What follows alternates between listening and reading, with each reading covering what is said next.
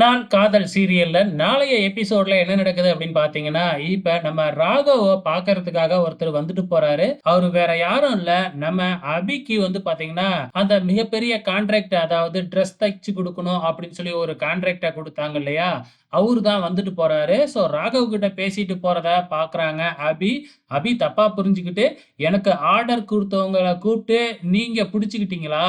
So எனக்கு order குடுக்கக்கூடாதுன்னு சொல்றீங்களா? அப்படிங்கிற மாதிரி வந்து ராகவ் கிட்ட சத்தம் போடுறாங்க. நம்ம அபி தெரிஞ்சுக்காம, உண்மை என்னன்னு புரிஞ்சுக்காம, பக்கத்துல இருக்கிற லாவண்யா இருந்துகிட்டு, அவர "உனக்கு ஆர்டர் குடுக்க சொன்னதே ராகவ் தான். அத தெரியாம நீ ராகவ் கிட்டயே வந்து சண்ட போடுறியா?" அப்படிங்கிற மாதிரி கேட்க, அப்பதான் அபிக்கே புரிய வருது. நமக்கு ஆர்டர் கிடைக்கிறதுக்கு காரணமே ராகவ் தான் அப்படின்னு சொல்லிட்டு, ஸோ ரொம்பவுமே ஃபீல் பண்ண ஆரம்பிச்சர்றாங்க. உண்மை தெரியாம நம்ம ராகவ் தப்பா நெனச்சுட்டோமே அப்படின்னு சொல்லிட்டு, அபி ஒரு பக்கம் ஃபீல் பண்றாங்க.